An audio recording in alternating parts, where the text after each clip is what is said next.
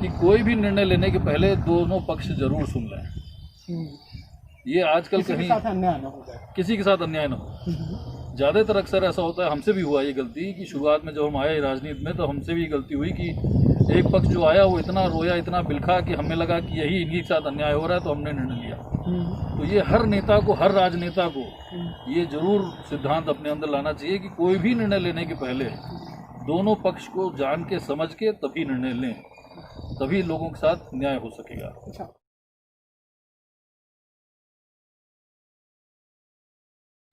नमस्कार, मैं हूं आपके साथ अश्विन मिश्रा। आप देख रहे हैं खबरी चश्मा।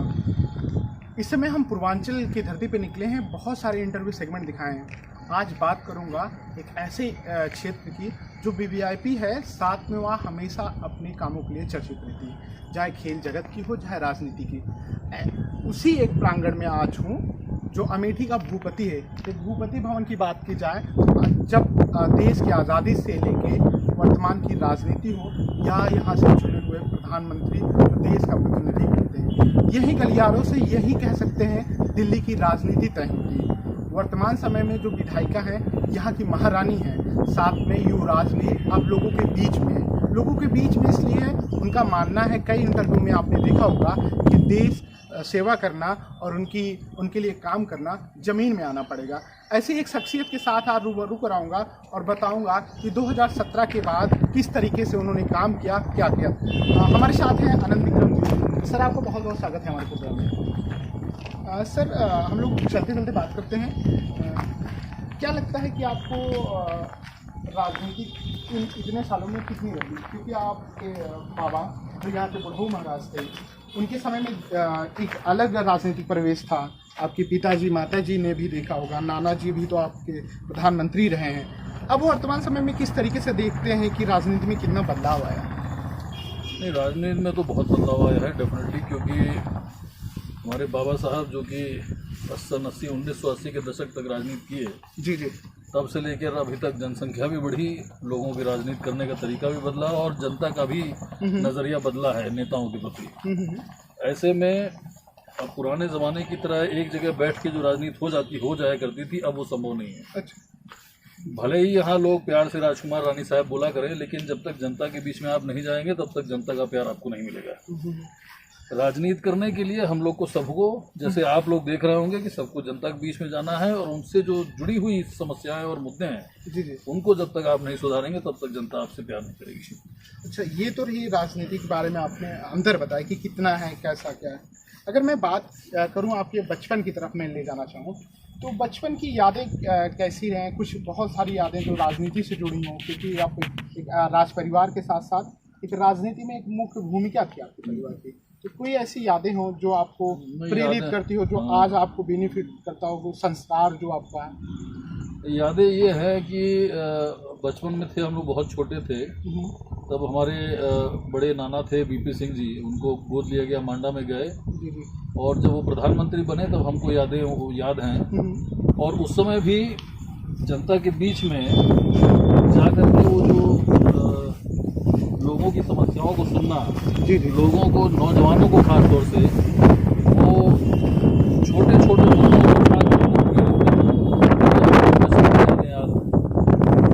अगर हमारे बाबा साहब ददन साहब जिनको बुढ़ऊ महाराज सब लोग जानते हैं, जी जी, वो राजा होने के बावजूद भी वो आखिरी असल के वही आखिरी राजा थे अमेठी जी। और उस समय भी बचपन में हमको याद है जी कि एक एक बच्चे का चेहरा देख के उनके पिताजी उनके परिवार का नाम बता देते थे। तो उस समय ये जुड़ाव था उनका, और इसी से प्रेरित होकर हमको भी समझ में आया कि भले ही लोग प्रेम से हमको कुछ बुलाएं, लेकिन उनके बीच में रह के उनकी समस्याओं को सुनना, जानना, परखना और महसूस करना, इसी को राजनीति कहते हैं। और उसी से हम लोग प्रेरित हुए हैं। जब हमने देखा कि आखिरी कांग्रेस के बाद हमारे बाबा साहब ने जब ये अपना शरीर छोड़ा, उसके बाद यहाँ कांग्रेस ने काम नहीं किया, जिसके लिए हमारे बाबा साहब हमेशा चिंता में रहते थे कि हमारी प्रजा का क्या होगा, हमारे लोगों का क्या होगा। वो जब हमने देखा कि आज वर्तमान में जो नेता यहाँ बन गए थे, उन्होंने जब यहाँ लोगों का ध्यान नहीं दिया, तो फिर ये समस्याएं माता जी तक पहुँचने लगी। अच्छा। और तब माता जी ने हमको कहा कि हम लोग को चलना वहाँ आवश्यक। कॉलेजेस में हमने पूरी की दिल्ली में। दिल्ली के बाद जब परिवार हुआ, शादी हुई। जी। तब जब मर्चेंट नेवी में ऐसा मुश्किल हो गया कि बच्चों की पढ़ाई शुरू हो गई हमारे बच्चे की, तब मर्चेंट नेवी छोड़ना बहुत ज़रूरी हो गया। वक्त जब ये सूचना यहाँ अमेठी में आने लगी लोगों की कि लोगों का देखभाल नहीं हो रहा है, लोगों की चिंताएं बढ़ रही हैं, समस्याएं बढ़ रही हैं, तब माता जी ने आदेशित किया कि अब अमेठी हम लोग को चलना चाहिए। मतलब आपके कहने का मतलब राजनीति के आने का पर्पस आप लोगों का था कि लोगों जो राज परिवार करता आ रहा था लोगों को लिए, यहाँ की जनता के लिए, वो दूरियां बढ़ती थी। बिल्कुल। तो जब आपको लगा कि मुझे राजनीति में आना चाहिए, आप और आपकी माता जी तो यहाँ की महारानी हैं, वर्तमान की विधायक गरिमा सिंह जी हैं, जब आप आए लोगों के बीच में गए तो किस तरीके से फीडबैक था और क्या योजना बनी कि मुझे अब चुनाव में आना है, क्या कैसे? लोगों के बीच की समस्याएं इतनी ज़्यादा बढ़ चुकी थी कि यहाँ पे एक मंत्री बने सपा सरकार में, जो कि अभी जेल में हैं, उनको यहाँ से जनता ने जिता दिया, जबकि क्षेत्र का नाम बदनाम हो रहा है, लोगों का काम नहीं हो रहा है, झूठ पर झूठ बोला जा रहा है। तब फिर इस पर निर्णय लिया गया कि माता जी ने निर्णय लिया कि अब जो जनता के साथ जो हमारे ससुर साहब जो जुड़ाव रखते थे, जो लोग यहाँ पहले जाते समय प्रणाम करके जाते थे, वो लोग इधर देखना भी पसंद नहीं करते हैं, तब दिल को कष्ट हुआ और तब इस तरह का निर्णय लिया गया। अच्छा, आपने नॉन पॉलिटिकल इंटरव्यू में, मैं ज़्यादा पॉलिटिकली नहीं जाऊँगा, मैं इसमें और जोड़ना चाहूँगा थोड़ी बातें आपकी। जैसे आपका तो बचपन, मैंने कई तस्वीरें देखी हैं, इंदिरा गांधी, राजीव गांधी, आपके परिवार का अच्छा तालमेल। उस समय जब माता जी उस समय की कुछ यादें बताती थी, जब यहाँ इंदिरा गांधी या राजीव गांधी और भी राजनीतिक परिवार से अच्छा ताल्लुक था, तो कुछ उस समय की यादें जो माता जी कभी आप लोगों से साझा करती हैं? यहाँ बहुत पहले इंदिरा गांधी जी आती थी, हमारे बाबा ददन साहब जो है ने उनका स्वागत किया, यहाँ वो लोग आए और उनको यहाँ, बल्कि यहीं जहाँ हम लोग खड़े हैं यहीं पे वो रहती भी थी। अमेठी जब आती थी तो उनके लिए कमरा बना दो, और हमको याद है कि हम लोग छोटे छोटे थे तो उनके लिए ये था कि उस समय अमेठी में अगर कोई रिफ्रेशमेंट बनना है तो ज़्यादातर तुरंत ही तल के आता था, तो तली हुई चीज़ें मना करती थी। तो ऐसा हमको याद है कि बचपन में छोटा होने के नाते अब हम लोग वही खाने पीने की चीज़ उस समय बचपन में 5-6 साल की उम्र में वही सब याद है। तो अलग से चीज़ें कुछ बन के दही बड़ा हो गया या भुट्टे का कोई आइटम हो गया तो बन के जाता था, तो उसमें हम लोग को भी कुछ थोड़ा बहुत मिल जाता था, उससे हम लोग बड़े प्रसन्न रहते थे। तो ये सारी बातें ऐसी हैं जो उनके उस समय, उस दशक के बारे में हम लोग को कुछ याद है। अच्छा, बोर्डिंग स्कूल में आप रहते थे, तो एक तरीके से कह सकते हैं कि पूरी तरीके से लोगों से मिलना जुलना, यहाँ का माहौल नहीं देख पाते थे। जब कभी कभी आते थे तो अपने बाबा जी जो बुढ़ऊ महाराज थे, उनके साथ कभी क्या क्षेत्र जाना होता था? हाँ हाँ, बिल्कुल बिल्कुल। हम लोग हर गर्मी की छुट्टी में 1.5-2 महीना यहीं अमेठी रहते ही थे, और अमेठी में जब आते थे हम लोग तो ऐसा कोई हफ्ता बीतता नहीं था जिसमें कम से कम 3-4 कार्यक्रम ददन साहब हमको साथ में लेके जाए। अच्छा। मन नहीं लगता था उस समय हम लोग छोटे थे, मानी बात है, मन बहुत नहीं लगता था, क्योंकि वो शास्त्र की बातें, संस्कृत में भाषण, वो सब उस समय समझ नहीं आता था। लेकिन ये है जरूर कि हम लोग को समोसे का, जलेबी का, इमरती का, पेड़े का लालच देके अपनी गाड़ी में बैठा लेते थे, हमको क्षेत्र में लेके चले जाते थे, और फिर वहाँ जनता से मुलाकात होती। आज भी लोग याद करते हैं, हम जाते हैं क्षेत्र में, आज भी लोग कहते हैं कि जो बूढ़े बुजुर्ग लोग हैं वो लोग याद करते हैं कि बुढ़ऊ महाराज की गाड़ी आती थी, आप मोटर में बैठे रहते थे, उतरते नहीं थे, फिर किसी तरह बुढ़ऊ महाराज मना के उतारते थे, फिर हम लोग सुनते थे सबको और जाते थे। वो समय कुछ और था, वो मज़े वाला समय था वो। अच्छा, और जब उनका देहांत हुआ तो उस समय आपकी कुछ यादें हो जो आपको लगता है कि बाबा जी ने, दादाजी ने बताई, उसे मुझे अपने जीवन में, अपने क्षेत्र के लिए उसे लाना चाहिए और उस पर काम करना चाहिए? बुढ़ऊ महाराज ददन साहब हमेशा लोगों की बहुत चिंता करते थे। मुझे याद है कि उनकी बहुत छोटा सा कमरा था, इतने बड़े महल में वो सबसे छोटा कमरा शायद उन्हें खुद का ही था। और मुझे याद है कि एक रजिस्टर हुआ करता था जिसपे कि जो लोग आते हैं मिलने के लिए उनका नाम और सिग्नेचर होता था। तो मुझे याद है कि रविवार को दिन में उनका हवन होता था हर हफ्ते, और हवन के बाद जब वो अपने ऑफिस में बैठते थे तो वो रजिस्टर मंगाते थे, और वो रजिस्टर पलट के वो आदेश करते थे कि फलाने आए नहीं, बहुत दिन से मिले नहीं, अच्छा, जरा इतला करिए उनको कि हम याद कर रहे हैं। और मुझे याद है कि कई बार ऐसा होता था कि कुछ लोग जो मिलना चाहते थे, अब महाराज को अपने यहाँ आमंत्रित करना चाहते थे, वो लोग संदेशा भिजवाते थे कि बड़ो महाराज का संदेशा दीजिए कि हम नाराज हैं, कोई कारण नहीं, केवल कि हम नाराज हैं। और जैसे ही हमारे बाबा सुनते थे कि नाराज हैं तो तुरंत उनकी मोटर निकलती थी, तुरंत ड्राइवर को इतला किया जाता था और तुरंत उनके घर पहुंचते थे। और लोग उसी में प्रसन्नता प्राप्त करते थे कि ददन साहब हमारे दरवाजे, हमारे मुहारे आके बैठ गए। एक ये बात। दूसरी बात जो मैंने उनकी बहुत सुनी और जो कि आज मैं अपने ऊपर लागू भी करता हूँ और चाहता हूँ कि ये सभी नेता लागू करें कि कोई भी निर्णय लेने के पहले दोनों पक्ष जरूर सुन लें। ये आजकल कहीं किसी के साथ अन्याय न हो। ज़्यादातर अक्सर ऐसा होता है, हमसे भी हुआ ये गलती कि शुरुआत में जब हम आए राजनीति में तो हमसे भी गलती हुई कि एक पक्ष जो आया वो इतना रोया, इतना बिलखा कि हमें लगा कि यही इन्हीं के साथ अन्याय हो रहा है, तो हमने निर्णय लिया। तो ये हर नेता को, हर राजनेता को ये जरूर सिद्धांत अपने अंदर लाना चाहिए कि कोई भी निर्णय लेने के पहले दोनों पक्ष को जान के समझ के तभी निर्णय लें, तभी लोगों के साथ न्याय हो सकेगा। अच्छा, ये आपने बहुत अच्छी बात बताई। वाकई में ऐसा करना भी चाहिए नेताओं को कि उसके लिए तो सारा समाज एक बराबर है, उसके लिए ना कोई उसका खास है ना कोई उसके लिए आम है, उसके लिए तो सब बराबर है। आपके 3 साल होने वाले हैं, आप बराबर क्षेत्र में जा रहे हैं।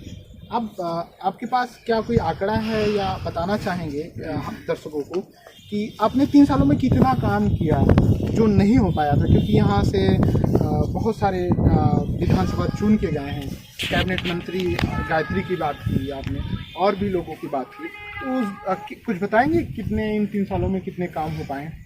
इसमें देखिए, पहले तो जो बड़े बड़े काम हैं उनको कुछ पैसा तो करते हैं। पहली बात तो हमारे सीएचसी में कोई ओपीडी नहीं थी, अमेठी सीएचसी में। और अमेठी सीएचसी का ओपीडी बहुत दिन से प्रस्तावित था और ये मैं जानता हूँ कि कई पार्टियां हैं जो कहेंगे कि अरे वो तो मेरे समय में हुआ, मेरे समय में हुआ। पत्थर लगा देने में और बिल्डिंग बना के सुचारू रूप से संचालित करने में जमीन आसमान का अंतर है। तो एक तो अमेठी की ओपीडी बनी जिससे कि अब लोगों का चिकित्सा और उपचार तुरंत शुरू हो जाएगा। दूसरा, हमारे यहाँ कोई ब्लड बैंक नहीं था, तो ब्लड बैंक तो नहीं आ रहा है लेकिन ब्लड स्टोरेज आ रहा है जहाँ की आप लंबे समय तक के लिए ब्लड स्टोर कर सकते हैं। तीसरा, हमारे यहाँ महिलाओं की चिकित्सा के लिए कोई विशेषज्ञ नहीं थे, कोई विशेष डिपार्टमेंट नहीं था, उसमें हम लोग ये अमेठी सीएचसी में काम किए हैं।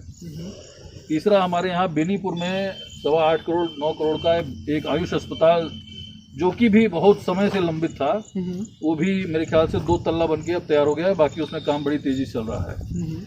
अमेठी की देखा जाए तो सबसे बड़ा जो काम था वो था बाईपास का, जिसके लिए मेरे ख्याल से 25 या 26 साल से अमेठी की जनता चिल्ला रही है, लेकिन अभी तक कोई काम नहीं हुआ। उसमें हम लोग लगे और बड़े सौभाग्य की बात है कि हमारे यहाँ सांसद भी दीदी चुनी गई, तो उनकी ताकत से भी और हम लोग के भी बोलने से वो जल्दी से जल्दी काम शुरू, बड़ी तेजी से चल रहा है। मेरे ख्याल से वो भी साल भर के अंदर कंप्लीट हो जाएगा। तीसरा, और भी काम है जो हम लोग ने ये मुद्दा उठाया कि अमेठी में बहुत जाम लगता है और ये पूरे तहसील की दिक्कत है। तो उससे निजात पाने के लिए हम लोग दीदी के पास गए और हम लोग ने दीदी से कहा कि दीदी इसमें अगर रिंग रोड, तो दीदी ने तुरंत उसमें पूरा अपना खाका बनाया और गडकरी जी के पास हम लोग गए और हम लोग ने उनके सामने प्रस्ताव रखा है और गडकरी जी ने भी आश्वासन ऐसा हम लोग को दिया है कि बाईपास बनने के बाद हम लोग रिंग रोड पे काम शुरू करेंगे। तो इससे क्या होगा कि पूरी जनता जो इस पूरे क्षेत्र से जाती आती है या गुजरती है, रेल पटरी क्रॉस करनी पड़ती है, वो लोग टाउन एरिया में तभी जाएंगे जब उनको वाकई केवल बाजार करना होगा। तो बाकी किसी को निजात, मतलब ट्रैफिक जाम में घुसने की जरूरत नहीं है। और ऐसी समस्याएं हैं जैसे कि आपका क्रय केंद्र जो हैं उनको सुचारू रूप से संचालित कराया गया है। उसके बाद भीमराव अंबेडकर मैदान में, जो कि युवाओं के लिए बहुत दिनों से लंबित मामला चल रहा है, पूरा उसमें पानी भर जाता है। अभी बारिश हो रही है, आप जाएंगे तो वहाँ पानी भरा होगा। वहाँ पे हम लोगों ने पूरा का पूरा लेवल उसका उठाने के लिए 1.5 फीट लेवल उठाने के लिए प्रस्ताव कर दिया है और प्रस्ताव करने के बाद वो स्वीकृत भी हो गया है। केवल पैसा आना बाकी, मेरे ख्याल से लॉकडाउन की वजह से थोड़ा दिक्कत हो गई, उसमें पैसा आ गया है। दूसरा जो पैसा आया है वो हमारे स्टेडियम में जो इंडोर वो बना है, हॉल बना है बैडमिंटन के लिए, टेबल टेनिस के लिए और चीज़ों के लिए, उस पर भी आप जाएंगे तो उस पर भी बड़ी तेजी से काम चल रहा है और ठेका बढ़ चुका है, उसमें काम हो रहा है। चौथा, हम लोग ने भादर घुराहा में जो स्टेडियम है, मिनी स्टेडियम उसको बोलते हैं, वहाँ पे बच्चों ने, लड़कों ने कबड्डी मैट और नलके का और बाउंड्री की निवेदन किया था। तो बाउंड्री मैट, नलका तो लग गया है ऑलरेडी, बाउंड्री मैट ऑर्डर हो गई है, वो भी मेरे ख्याल से लॉकडाउन की वजह से रुकी है, और बाउंड्री वॉल के लिए प्रस्ताव जा चुका है, वो भी अब जल्दी बन जाएगा। इसके अलावा ऐसी बहुत सारी चीज़ें हैं, जैसे 400 किलोमीटर की रोड बन चुकी है हमारे यहाँ, 275 किलोमीटर की लाइन खिंच चुकी है, मेरे ख्याल से 670 खंभे लग चुके हैं बिजली के। इसके अलावा जहाँ जहाँ केबलिंग की दिक्कत आती थी, स्पार्किंग होती, वहाँ केबल लग चुका है।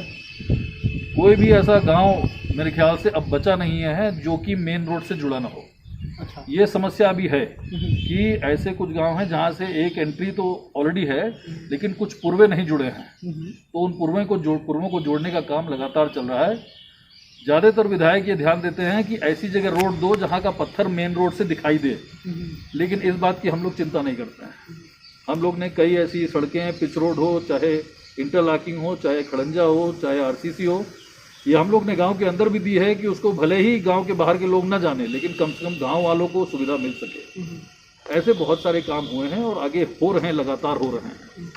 और आपने इतनी बात की कि इतने काम हुए, लेकिन अगर इसी में और देखा जाए कि किसान और खास करके राहगीर इस समय आवारा पशु से परेशान है, इस पर आप की टीम, आप लोगों ने मिल के या सरकार से बात करके, जिला प्रशासन से कुछ योजना बनाई है? क्योंकि अभी मुंशीगंज में भी एक दुर्घटना हुई, दुर्गापुर रोड पे, इस पर क्या योजना है आपकी? मुंशीगंज रोड पे जो अभी कल रात को दुर्घटना हुई है, बहुत ही दुखद घटना है, और इसमें मैं अभी बल्कि आ ही रहा हूँ, डीएम साहब से ही मिल के हम लोग तुरंत आ रहे हैं, और ये मुद्दा जो है हम लखनऊ में भी उठाएंगे। अभी हम लोग ने चिट्ठी दी है डीएम साहब को, निवेदन भी किया है कि जितने भी हमारे यहाँ 13 पशु आश्रय स्थल हैं, 13 में से करीब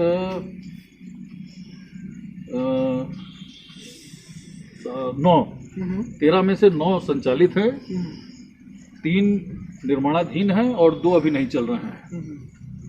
तो इसमें हमने निवेदन यही किया डीएम साहब से कि जो अभी नहीं चल रहे हैं उनको तुरंत पहले संचालित किया जाए। जो निर्माणाधीन है ज़्यादा से ज़्यादा उसमें निधि दे के, पैसा दे के उसको तुरंत पूर्ण कराया जाए। और तीसरा जो सबसे ज़्यादा ज़रूरी है कि उसमें एक कमेटी ऐसी गठित किया जाए जिसके पास पूर्णतः रूप से हर साल या हर महीने कुछ बजट हो, जिससे कि ये लोग गाय या जो भी वहाँ पशु हैं उनकी देखभाल कर सकें। ये जब तक नहीं किया जाएगा तब तक ऐसे हादसे होते रहेंगे, और ये हम लोग के लिए क्या, पूरे क्षेत्र के लिए, पूरे प्रदेश के लिए बहुत दुर्भाग्यपूर्ण है। अच्छा, आपको लगता है कि 13 गौशाला आपने जो कही बनाया गया, क्या लगता है इतनी बड़ी विधानसभा में 13 पर्याप्त होंगे?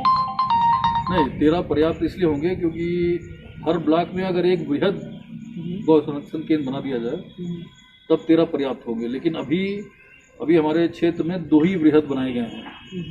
तो अगर 2 और बन जाएंगे तो फिर 13 पर्याप्त होंगे। क्योंकि अगर हम लोग ये चाह रहे हैं, हम लोग डीएम साहब से ये रिक्वेस्ट किया है कि हर न्याय पंचायत के हिसाब से 7-8 गांव लेके अगर एक बना दिया जाए तो सारे जो प्रधान लोग हैं, सेक्रेटरी लोग हैं, जो भी कमेटी के लोग हैं, उनके पास सारे गाँव का उनके पास निधि आ जाएगी, तो एक किसी अकेले के ऊपर प्रेशर नहीं पड़ेगा। और ये ऑनगोइंग प्रोसेस है, इसमें ऐसा नहीं कर सकते कि हमने केवल गाय को अंदर लाके बांध दिया, फोटो खींच दिया, फिर छोड़ दिया, ये नहीं हो सकता है। तो इसलिए ऑनगोइंग प्रोसेस में आपको लंबा और गंभीर कमेटी और प्लस बजट की आवश्यकता है। आपने इतने काम गिनाए, अब तो चुनाव के लगता है कि बहुत ज़्यादा समय नहीं बचा है, 1.5-2 साल तक चुनाव, तो क्या और आपका विजन है अमेठी को लेकर, जो आपको लगता है कि अमेठी में करना चाहिए, जो नहीं हो पाया इतने सालों में? जो कहीं नहीं हो पाया वो हम लोग चाह रहे हैं, अब हम लोग कर भी रहे हैं। अच्छा, ये हम आपको बता रहे हैं, ये रायबरेली में कहीं पे हो रहा है ये जी। हम लोग चाह रहे हैं कि अभी क्योंकि लॉकडाउन हुआ, लॉकडाउन में बहुत सारे लोग अपनी नौकरी खो बैठे, या तो खो बैठे या तो नौकरी छोड़ के चले आए। कई ऐसे व्यवसाय हैं, कई ऐसे फैक्ट्रीज हैं जो कि अपने लेबरों को या अपने स्किल्ड लेबर को खो के बंद पड़ गई। बहुत सारी कंपनियां ढूंढ रही हैं क्वालिफाइड लोगों को या अनक्वालिफाइड लोगों को, बहुत सारे अनक्वालिफाइड या क्वालिफाइड लोग कंपनी ढूंढ रहे हैं। तो हम लोग एक डेटाबेस बना रहे हैं जिला प्रशासन की मदद से, क्योंकि सारे जो प्रवासी मजदूर आए वापस या स्किल्ड लेबर आए वापस, उनका ज़्यादातर डेटा प्रशासन के पास है। जो लोग तो अपनी गाड़ी से चले आए या पैदल चले आए या और किसी साधन से चले आए, उनका डेटा इकट्ठा करना है हम लोग अपने कार्यकर्ताओं के माध्यम से। प्लस अगल बगल के 7-8 जिलों में हम लोग कंपनी से बात कर रहे हैं कि आपकी क्या रिक्वायरमेंट। हम लोग का एक क्वेश्चनर है कि जो क्वेश्चनर कंपनी आंसर करेगी और हमारे पास डेटा तैयार होगा, और जो ये स्किल्ड लेबर और अनस्किल्ड लेबर क्वेश्चनर तैयार करके हमें डेटा देंगे, वो दोनों डेटा को मिलाने का काम हम लोग करते हैं। हमारा विजन ये है कि अमेठी किसी के ऊपर निर्भर नहीं होनी चाहिए। आज हम नेता हैं, हमारे यहाँ सामने कोई ना हाथ फैलाए, न कल आने वाले किसी नेता के सामने अमेठी को कोई आदमी हाथ फैलाए। मतलब आत्मनिर्भर अमेठी, आत्मनिर्भर, स्वावलंबी एंड इंडिपेंडेंट, विदाउट ये कॉन्सेप्ट कि अब जो है हम जब तक हाथ नहीं फैलाएंगे तब तक हमें रोटी नहीं मिलेगी। इस सबसे बड़ा आपका विजन है और सपना देख रहे हैं कि लोगों को बाहर ना जाना पड़े, बिल्कुल, बम्बई ना जाना पड़े, बिल्कुल, आप उनको यहीं रोजगार मिले। मेरा एक सवाल और है कि जैसे आपकी पत्नी वो भी एक राज परिवार से हैं, वो भी राजनीति में उनका मायका भी सक्रिय रहा, तो वो भी क्षेत्र में आपके साथ जाती हैं, या घर में जब बात होती है माता जी से, धर्मपत्नी जी से, तो किस तरीके की चर्चा होती है अमेठी के क्षेत्र के लोगों की समस्या को लेकर, वैसे कैसी बात? वो भी बड़ी मतलब इंडिपेंडेंट है, और हम लोग के लिए बड़ी खुशी की बात है कि इतने कम समय में उन्होंने जो है अमेठी के लोगों को अपने परिवार की तरह माना जी। मैं तो बल्कि कहता रहा था कि इतना न करिए, लेकिन जिस तरह उन्होंने अपना आई कैंप इतना सक्सेसफुल पूरे तहसील में जिस तरह आई कैंप उन्होंने स्वयं चलाया, अपना एनजीओ चलाया, उसके माध्यम से लोगों को फ्री में बीज वितरित किया। बम्बई से हमारे एक कई सारी तस्वीरें मैंने सामने देखी, लोग खींच के भेजे कि बीज आपके हमको आज लोग फ़ोन कर रहे हैं कि जो उस समय बीज दिया था वो अभी इतना खिल गया है, हम लोग बल्कि खा भी रहे हैं और उसको बेच भी रहे हैं। तो ऐसे ये बड़ी हमारे लिए बड़ा सपोर्ट मिलता है कि उन्होंने इस तरह से काम किया है क्षेत्र में, और एक तरह से बिना हमारे सपोर्ट के हम कहीं उनके लिए 1-2 बार कहीं गए होंगे, लेकिन इसके अलावा जो है उन्होंने पूरा काम किया और अमेठी की जनता को अपने परिवार की तरह वो लेके चल रही हैं। और उनका ये कहना है कि ये थोड़ा लॉकडाउन के समय में भी ठंडा पड़ा है, लेकिन इसके बाद फिर से दूसरे कैंप लगा के, जैसे अपने दिव्यांग लोगों के लिए कैंप लगाना, इस तरह की प्लानिंग ऑलरेडी कर रही है। कानपुर की कई कंपनियों से संपर्क में भी है, तो इस तरह के कैंप करेंगे जिससे कि हमें भी सपोर्ट मिलता है, प्लस जो माता जी की इच्छा है कि हमारे लोगों की देखभाल करें वो। जैसे एक ज़माने में हमारी माता जी बहू बन के आई थी, तो मतलब ददन साहब की निगरानी में बैठ के या उनके सानिध्य में क्षेत्र को देखती थी, उसी तरह अब ये भी आई हैं जो कि अपने सास की सानिध्य में रह के क्षेत्रवासियों को काम करेंगी। इससे माता जी बहुत खुश हैं। मतलब आपको सपोर्ट मिलता है जी। मेरा एक सवाल था, जैसे जिला मुख्यालय अमेठी बना, तो इधर आपका परसोइया पड़ता है, कल्याणपुर पड़ता है, रामगंज पड़ता है। अब बात करें बेसिकली भादर और संग्रामपुर को पूछता, उन लोगों को बहुत दूर पड़ जाता है, तो उनकी समस्या के लिए क्या कोई योजना बंद है, या आप लोग कैसे उनकी समस्या को सुनते हैं, कैसे आपसे वो मिल सकते हैं, कुछ आप बताएं। ये अभी रानी साहब का एक कॉन्फ्रेंस कॉल हुआ था, मतलब पार्टी की तरफ से, जिसमें कि पार्टी के प्लस अन्य लोग भी उस वीडियो कॉन्फ्रेंस में जुड़े थे। तो उसमें रानी साहब ने एक नंबर दिया है जो कि अभी कोरोना काल में बहुत उपयोग में आएगा, कि अभी सब लोग चल के आ नहीं सकते हैं, निकलना भी बहुत कम चाहिए लोगों को, इमरजेंसी हो तभी निकलना चाहिए। रानी साहब यही बोल रही है, मैं भी यही बोल रहा हूँ। तो ऐसे में एक नंबर दिया गया है जो कि व्हाट्सएप नंबर है। लोग अक्सर क्या करते हैं कि फेसबुक पे डाल दिया या ट्विटर पे डाल दिया, तो ट्विटर पे तो ठीक है हम पढ़ लेंगे, लेकिन ऐसा है कि जो व्हाट्सएप मैसेज में आ जाएगा उनकी शिकायत या उनकी एप्लीकेशन या उनका कोई भी दर्द हो, तो उसको नोट करके हम लोग उचित अधिकारियों के पास भेज के वो सारा काम करवा लेते हैं। अभी हम बता दें आपको कि पिछले 1.5 महीने में ही हम लोग ने 170 जमीनी मामले सॉल्व किए हैं, 1.5 महीने व्हाट्सएप से। बहुत अच्छी पहल है। व्हाट्सएप, फेसबुक, ट्विटर तीनों मिला के 170 मामले ऐसे सॉल्व किए हैं, या उनको संज्ञान में लेके उनको एसडीएम साहब के माध्यम से उनकी फाइल बनवा के अब आगे बढ़ गई है। तो ऐसे अगर अभी जनता भी साथ दे और समझे इस बात को कि बाहर तभी निकले जब अत्यंत आवश्यक हो, तो ये काम भी करता रहेगा और लोग सुरक्षित भी रहेंगे। तो ये है कि राजनीति तो चलती रहेगी, लेकिन सुरक्षा रहती है लोगों के लिए। मैं अक्सर अपने भाषणों में बोलता हूँ कि हम लोग यहाँ राजनीति करने नहीं आए, और ये हमारा घर है, हमारा परिवार है। हम नेता हैं, कल नेता नहीं भी रहेंगे तो भी हमें यही करना है जो हम आज तक करते आए। तो अगर जनता सुरक्षित रह के और हम लोग के इच्छा के हिसाब से, जनता की इच्छा के हिसाब से हम लोग अपने लोगों को स्वावलंबी बना सके, यही हम लोग का सपना है, यही इच्छा है और यही बड़ो महाराज की भी इच्छा थी। अच्छा, आप बहुत अच्छी बातें बताई कि क्या क्या विजन है। तो मान लें कि अमेठी सुरक्षित हाथों में है, आप ऐसा मानते हैं? हाँ, अमेठी अब देखिए, उधर इतने दिन से कांग्रेस के सांसद थे, उन्होंने बहुत कुछ किया नहीं, वो स्पष्ट है, चारों तरफ दिख रहा है। जो पुराने समय में कांग्रेस या जिसने भी किया होगा उसी को केवल संजो लेते तो उनके लिए बहुत था, लेकिन वो भी नहीं किया, न तो लोगों से उन्होंने संपर्क रखा।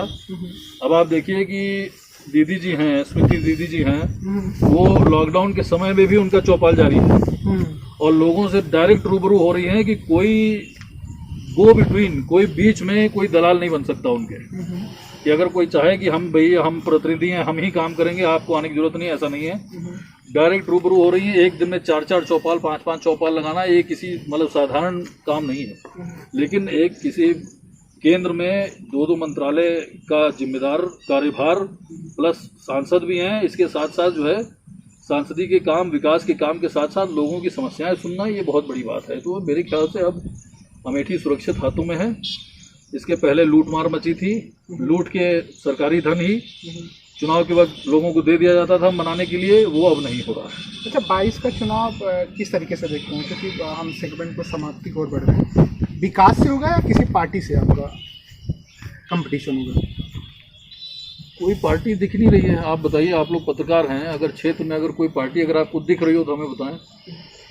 कोई पार्टी नहीं दिख रही। हम लोग तो क्षेत्र में जाते हैं, क्षेत्र में भी जाते हैं, प्लस फ़ोन पे भी, प्लस सोशल मीडिया पे भी हम लोग सक्रिय हैं, हमें कोई पार्टी नहीं दिख रही। केवल पार्टियां एक ही मुद्दे को दिख रही हैं कि हमें बीजेपी को हराना है, लेकिन आपका मुद्दा क्या है ये कोई नहीं बता रहा है। बीजेपी खराब है, मोदी जी खराब हैं, अमित शाह जी खराब हैं, जेपी नड्डा जी ऐसे हैं, आरएसएस ऐसी है, लेकिन भाई जनता ये नहीं जानना चाहती है। जनता ये जानना चाहती है कि आप हमारे लिए क्या मतलब मुद्दा लेके आ रहे हैं, या भाजपा ने ऐसा क्या गलत किया है जो कि यह मुद्दा बना के आप उठा रहे हैं। जनता ये जानना चाहती है। वो 50 साल पहले की जनता नहीं रहेगी जिसको पढ़ना लिखना नहीं आता था। यहाँ की सांसद भी महिला है और विधायक भी महिला है, और क्या लगता है कि आपके इन 3 सालों के कार्यकाल में महिला सशक्तिकरण को ध्यान में रख के बच्चियों के लिए या महिलाओं के लिए आपके क्षेत्र में क्या काम हुआ, कुछ आप बताना चाहेंगे? हमारा गौरीगंज में देखिए, पहली बात तो सबसे बड़ा काम हुआ, एसपी साहिबा के अंडर में एक महिला थाना ही बन गया पूरी तरह से। और ये जागरूकता महिलाओं की, जो कानून महिलाओं के लिए बने हैं, इसके लिए जागरूकता रैली हम लोग बहुत पहले निकाले थे, अभी फिर निकालेंगे। अभी लॉकडाउन की वजह से बाहर नहीं, हम लोग बहुत निकल रहे हैं। जागरूकता रैली इस हिसाब से कि महिला पुलिस कर्मियों को ही ले जाके और रैली में या कार्यक्रम में महिलाओं को इकट्ठा करके उनको उनके प्रति जो कानून उनके लिए बने हैं उनको उससे जागरूक करना। अवेयरनेस प्रोग्राम, जैसे कि महिलाओं के साथ एक समय के बाद आप नहीं बुला सकते, महिलाओं को बिना किसी पुरुष के जो है आप उनके वो नहीं ले सकते हैं। इस तरह की अवेयरनेस महिलाओं में नहीं है, जो कि हमें उन्हें देनी है। प्लस केवल पुलिस और सुरक्षा संबंधित ही नहीं, जो सरकार की योजनाएं हैं जो महिलाओं और बालिकाओं के लिए बनी है, उसके बारे में भी लोगों को नहीं पता है। उसका योजना का फायदा लेने के लिए मैं आपसे बता रहा हूं कि हम लोग स्वयं चाहते हैं कि उस योजना का फायदा लें। ऐसी योजनाएं हैं, ऐसे बैंक अकाउंट स्कीम्स निकले हैं जो कि हम लोग भी लेना चाहते हैं। तो इसके लिए अवेयरनेस जब तक हम लोग महिलाओं को नहीं देंगे तब तक उसका फायदा नहीं ले सकती हैं। योजनाएं बनी हैं, लेकिन हम लोग चाहते हैं कि हमारे क्षेत्र की महिलाओं को इसका पूरा फायदा मिले, जिसके लिए कोरोना थोड़ा हल्का पड़ेगा तो हम लोग निकल के रैली तुरंत चलाएंगे। आपका सबसे फेवरेट स्पोर्ट क्या है? अब स्कूल में थे तो हम लोग फुटबॉल खेलते थे, अब जब से यहाँ अमेठी आए तब से हम लोग वॉलीबॉल, जब मौका लगता है तो खेलते हैं। खेलते रहते हैं। वॉलीबॉल के लिए हम लोग ने क्रीड़ा अधिकारी की तरफ से अभी ठंड में, मेरे ख्याल से नवंबर दिसंबर में, हम लोग ने करीब 40 किट हम लोग ने अलग अलग ग्राम सभा में बांटे थे। हर ग्राम सभा में क्रीड़ा अधिकारी और खेल सरकारी योजनाओं के तहत एक टीम गठित की गई है, और उस टीम में ज़्यादातर नौजवान लोग हैं, जो कि कुछ वॉलंटियर के हिसाब से और कुछ लोग यहाँ से कुछ पाते हैं। वो लोग ने एक हर ग्राम सभा में टीम गठित की है, और हमारी 187 ग्राम सभाओं में से 160 ग्राम सभाओं में खेल मैदान चिन्हित हो चुका तहसील के माध्यम से। और वो खेल के मैदान में इन बच्चों को किट दी जाती है जिसमें कि बैडमिंटन सेट है, वॉलीबॉल है, नेट है और क्रिकेट बैट है और बॉल है। इस तरह की मतलब कुछ 4-5 चीज़ें हैं जो कि इन लोगों को खेल के लिए वितरित की जाती हैं। उसके माध्यम से लोगों को, बच्चों को, नौजवानों को खास तौर से प्रोत्साहन दिया जाता है कि आप लोग खेल जगत में हिस्सा लीजिए। और जो कमेटी गठित हुई है उसमें वो लोग वॉलंटरी और लोगों को जोड़ सकते हैं। तो ये सारा काम चल रहा है और यहाँ भी बैडमिंटन का, जैसे हमने बताया, बन ही रहा है। स्विमिंग पूल रिपेयर हो चुका है पूरा का पूरा। अब गर्मी आएगी तो उसमें भी पानी भर दिया जाएगा। ये कोरोना के जैसा भी स्थिति रही तो नौजवानों को प्रोत्साहन और बढ़ावा देना बहुत ज़रूरी है। हम इंटरव्यू को समाप्त करते हैं। जाते जाते आप अमेठी के लिए कुछ संदेश देना चाहेंगे? अमेठी के लिए यही अभी इस वक्त संदेश है कि आप लोग कृपया करके सब लोग ज़्यादातर घर पे रुकें, सुरक्षित रहें। कोरोना के लिए लॉकडाउन रोज़ रोज़ नहीं हो रहा है, लेकिन इसका ये मतलब नहीं कि अगर लॉकडाउन नहीं है तो कोरोना चला गया है। इसलिए कृपया करके आप लोग सुरक्षित रहिए, घर पे रहिए और कोई भी दिक्कत हो या आवश्यकता पड़े तो 8005339679 इस नंबर पे आप लोग व्हाट्सएप करके अपनी सारी समस्याएं नोट कराइए या एप्लीकेशन भेजिए और उसको उचित अधिकारियों के माध्यम से उसका निस्तारण करने की पूरी कोशिश हम लोग करेंगे। आप हमारे साथ बातचीत करने के लिए आपका बहुत बहुत धन्यवाद। आपने इतना कीमती वक्त निकाला, बहुत बहुत धन्यवाद। बहुत बहुत धन्यवाद। ये थे अमेठी के राज परिवार के युवराज, साथ में यहाँ से इनकी माताजी विधायक भी हैं। जिस तरीके से पिछले कई सालों में जनता के बीच में जा रहे हैं, क्या क्या समस्या थी, पूरी बात आपको इंटरव्यू सेगमेंट में बताया। साथ में उन्होंने बताया कि 22 में किस तरीके से किन किन योजनाओं पे चर्चा करेंगे और कौन कौन सी योजनाएं धरातल पे लाने वाले हैं। ऐसे तमाम इंटरव्यू के लिए फिर आपको नए सक्सेस मिलाएंगे। इस बार से यहाँ के शाही परिवार से आनंद। नमस्ते।